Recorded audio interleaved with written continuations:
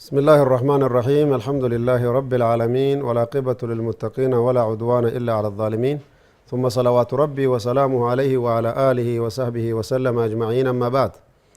إخوتي وأخواتي في كل مكان السلام عليكم ورحمة الله وبركاته الحمد لله الذي من علينا بنعمة الإسلام والإيمان وبنعمة الفضل والكرامة والإحسان الحمد لله ربي قالني هاقا وبليين جالالا إن شاء الله خيري دار ربي سبحانه وتعالى أرقتي أما أسدي بسي ولنو قبوساتي في ربي قد قلتهم فنا حلقة انتين قرتني إن شاء الله تعالى جهفادا حلقة قرتني دوبا خيري كا قرتني دوبا أحكام رمضانات الرا مادة قرتني دوبا أكسوما قرتي أقساما قودة سومنا جنة دوباني سومني قرتني دوبا قودة إني قبور ربوليين إيمانا أكما دوباني دبرسني متار راسني تقني رد أباني sooma fardiitti beekne sooma waajibaa waajibummaatti beekne sooma sunnaallee qooda isaa beekne akkasuma gartanii shawwaal irraa qabne guyyaa khamiisaat irraa qabne guyyaa isniinaa ka rasuuli rabbi alayhi salaatu wassalaam guyyaan ergame guyyaa rabbiin subhaanahu wa ta'aalaa ammallee gartanii duuba isaa jecha godaanee biyya tiyyarraa gartanii duuba diini rabbitiif godaanee jee rasuul rabbii dhaammate guyyaa gartanii duuba inni dhalateellee guyyaan isniinaa guyyaan khamisaallee guyyaa hujiin namaa riippoortiin torbaanii akkasii gartee rabbi subhaanahu wa ta'aalaa bira deemu kaakkanaa kanallee gartanii obboleeyyan kiyya beekuudhaan jala deemee namni mu'minaa barnaamija gartee aakhiraa jedhanii barnaamija kana jabeeffachuu nurra jira jechuu akkasuma gartanii soomni gartanii guyyaa 13 soomni guyyaa 14 ka guyyaa 15 afaan gartanii ji'a arabaat irraa jechuudha lakkooysa gartanii ayyaama biid halkan isaa adii ka guyyaan isaallee adii jechuu gartanii duuba halkan goobanaa qaba guyyaa 15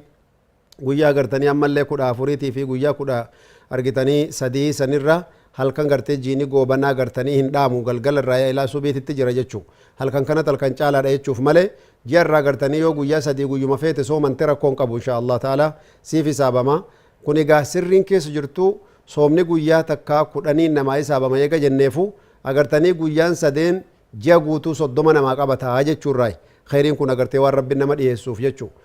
رسول ربي عليه السلام حديث دبنه دبرسنه خيستي خيري غرغدو ربي جالتت نقجل جناني عليك بالصوم فانه لا عدل له صومت جبادو ون صومنا فكاتان جرو جرغم ربي صلوات الله وسلامه عليه غيا قيامه بولجن ایمانا غيا نمني بكا سينو دبه نفسي نفسي جئ چنقين نما مدته جتسني ركو نما مدته جتسني وبولجن كي يغرتني غافس ربي سبحانه وتعالى والرسول مناتي باب الريان baaba gartanii maqaan isaatu quubsaa yaani gartee rayyaan jechuun quubsaa jechuu ka gartee dheebuurraa si quubsu ka gartee rakkoorraa gartanii bal'inatti si quubsu ka khayrii hedduu walis si qabu baaba kanaa kana ka yoo seente achi keessaa gartanii duuba waan barbaadde hunda argattu ka warra soomanuma nam tokko seenuu hin danda'u jedhanii ergamaan rabbii gartanii nuu himan obboleeyyan imaanaa kanarra jabaachuu nu barbaachisa jechuu kunillee agartanii obboleeyyan soomana gartanii duuba sunnaa irratti yoo jajjabaatan soomana waajibaa gartee rabbiin aadaa sii godhee jabaatta jechuudha gartee namni soomanni sunnaa aadaan ta'inii fi soomana waajibaallee garteetti jajjabaatti Allahu akbar nama garii jira obboleeyyan imaana kayoo gartanii ramadaani dhufu kaa gartanii Afrikaa jiru lafa Arabaa jiru Awurooppaadhaa fi gartee biyya biraa baqatu kaattaa gartanii warri biraallee agartee musaafira ta'uun fedha jeeti yeroo ramadaanaa musaafirummaa qopheeffatu haqiiqaa rabbiin namatti beeka yaalamu sirra wa akhfa rabbii gartanii waan dhokatee fi waan agartanii nama jala namatti mul'anne beeku agartanii sooma baqachuu jirta rabbiin numa beeka obboleeyyan kanaafuu gartanii waan itti baqatan immoo khayriin kun waan dhokatanii jalaa baqatan yaa obboleeyyan wallahi haqiiqa ufumaaf miidhuu jirra jechuu yoo garii waan laallu waan nafsiyyaaniif shayxaanii nu godhuu jiru waan tarbiyaa gartanii toluu dhabuun nu godhuu jiru miidhaa guddaatu gartanii diinan wa duniyaa nu dhaqqabuu jira obboleeyyan imaana kanaafuu gartanii guyyaa soomanaatii fi sooma gartanii ammaan tana maqaa dhoyne soomni sooma caaluu ergamaan rabbii salawaatullahi wasalaam sooma nabiyullaahi daawudi je maal godha nabiyullaahi daawudi jennaani yasuumu yawman wa yuftiru yawma guyyaa takka soomaneeti guyyaa takka illee gartanii duuba faxaraa jedhanii gartee rasuul rabbii alayhi salaam amatatti ji'a jaha soomana jechuu duuba gartanii soomanni kun daraja gurguddoodhaan nama gaa umriin isinuu gabaabduudha obboleeyyan hagi amma nu haftee rabbuma callaa beeka hagatti tana yoo sila naggada akhiraatiif dabarfan kaana ahlul madiina waan je'an gartee qissaa bareedduu keessatti warri madiinaa je'an idha balaguu 40 yoo gartee amata 40 gayan takka azaanni gartee isaanii masjida jiru malee isaanii bakkee jiru isaanii ala jiru ittiin azaanamuu je'an obboleeyyan kiyya kanaafuu gartanii wanni guddoon agartee eeggachuu qabnu argitanii umriin teenyatu yoo siin achi garagalte agartanii yeroo garii yeroo umriin egaa akka namni aadaa jedhutti as garagalu jira yeroo umriin achi garagaltu jira jedha namni sana maali dardarris numa du'a namni shabaabaas numa du'a namni manguddoos numa du'a mee akkamitti gartanii duuba umriin kaas garagaltuuf kaachi garagaltu rabbi callaa namni beeku hin jiru obboleeyyan ijoolleen gartanii kun amma iskuula jedhanii soo iskuula jala deeman obboleessa keenya tokko saahiba keenya tokko dhiyootan isaa gartanii gurbaa isaa amata 3 qabee iskuula gartanii xiqqaa isaatii qabee jala deeme piriniutii fi gartee kunnoo ka ijoollee hadaanaa jedhan sanii fi achii fuudhee gartee ammallee gartee kilaas 1 kilaas 2 3 5 jedhee eegasii gartee kilaas 8 fixatee argitanii foom 4 seenee foom 1 irraa bakka foom 4 seenee sekendarii jechuudha kana gartanii yoo fixatee amma gartanii jaamiyaa seenuu deemu aksidentiin fuudhee ajjeese horiin inni gartanii gara waggaa 15 itti baase horiin inni gartanii kunoo kana hunda godhee fi buukii inni bitee fi ilmiin maalichumatti hafte quraana naffazne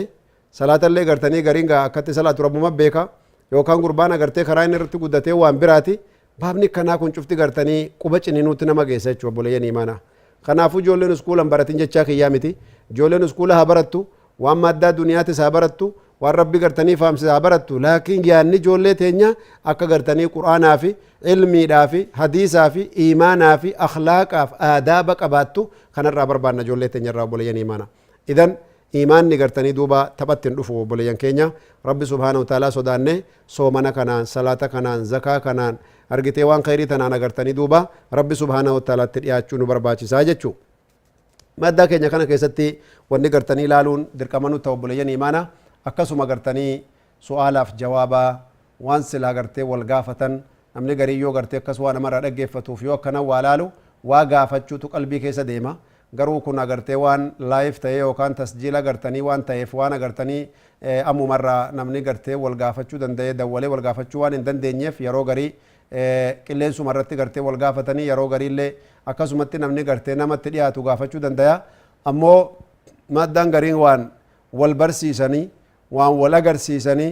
waan akkasumatti immoo gartee su'aalaaf jawaaba kanallee akkasuma walii himan tokko jira sanirraa wanni gartanii isinii qopheessine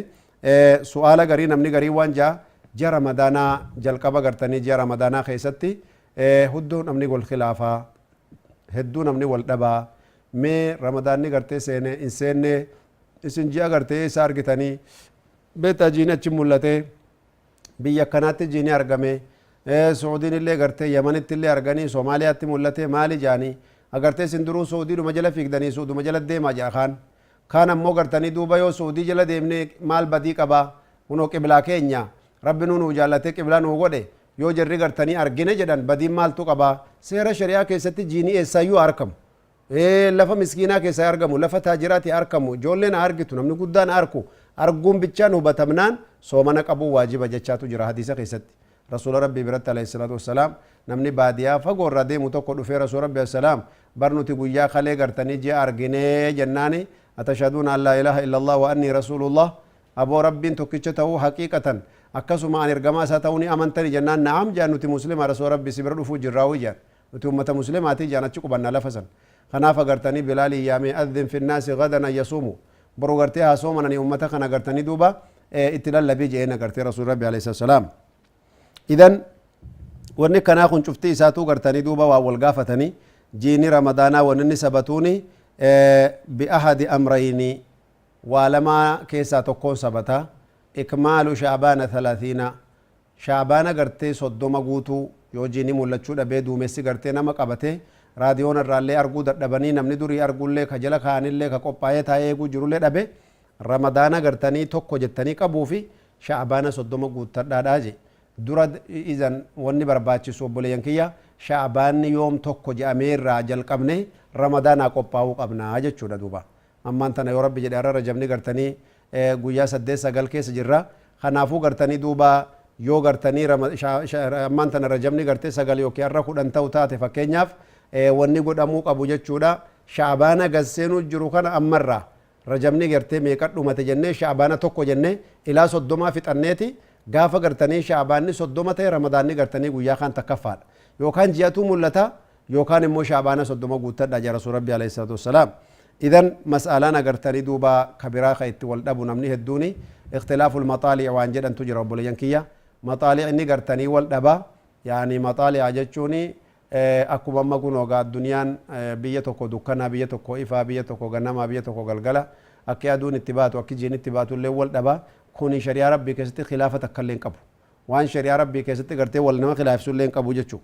biyya fedhettu yoo argame soomanni gartee qabuuni dirqama nama dhagaheeti namni dhagaye raadiyoonaan dhagaye telefoonaan walii dawwaltan ameerikaa irraa Itoophiyaa dawwalan Itoophiyaa irraa Saawud Afrikaa dawwalan Yaman irraa gartanii Keeniyaa dawwalan bakka gartanii gurri si dhagayetti soomana qabuun dirqama keeti jechuudhaati kanaafuu gartee ummanni islaamaallee gartanii khilaafa akkasiisanillee keessa seenuun barbaachisaa miti jechuu kanaaf agartanii shari'aa islaamaa keessatti ulamaan hedduun dubbatanii jiranii namni tokkichi yoo ramadaana gartee ji'a ramadaana arge yalzamu jamii almuslimiina siyaamu shahri ramadaan ramadaana gartanii soomanuun isaan cufatti gartee waajiba tahaa jedhanii وهذا هو المشهور من مذهب الإمام أحمد وعلى هذا كان فإن رؤيا في المملكة العربية السعودية مثلا وجب على جميع المسلمين بيجا فدتو أرقمو قرتني دوبا بيجي هندنو قرتني قبون جلد يمون درقمتها جتشودا ربي قدام قرآن توانون جي فمن شهد منكم الشهر فليصم نمني رمضان نكون وجيني مولت جتشا قرر سربات تكي قرتني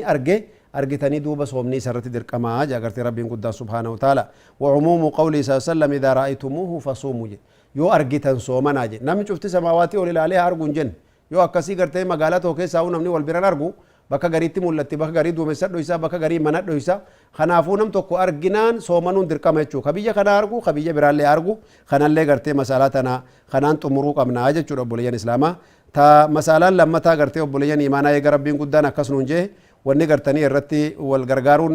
nama barbaachisu haqiiqaa diinii irratti wal gargaaruu nama barbaachisa malee dhiirummaan khilaafaanii miti obboleeyyan kiyya namni gartanii wal khilaafuuni maslahaa gartanii diinii hin qabdu jechuu su'aali lammataa gartee waan gaafatu niyyaadhaan bulan malen ta'u jedhanii namni niyyaan qabne sooman ta'u jedhanii akkamitti gartanii niyyaan nu ta'uu qabaa je anniyyatu takuunu fi qixaa min alleyl osoo fajriin hin baane halkan irraa sooma bordiin soomanaa qalbii keessa kayachuutu niyyaadha jedhamti jechuu duuba shahra ramadaana guutuudhaaf tahamoo argitanii duuba am laabudda min anniyyati fi kulli layla halkan cufa niyyachuudha moo galgala ramadaana duraa yoo niyyatanii gayaa jedhanii gaafii dhiyeessanii gaafiin kun duuba gartanii waan jawaabni isaa waan ta'uu qabu laabudda tabyiitu niyya likulli layla hadiisa rasuula rabbii ka dubbannee dabarsine jira man lam yubayyit siyaama min alleyli falaa siyaama lah namni gartanii halkan niyyateen bulin sooman qabu kanaaf keefiyyaa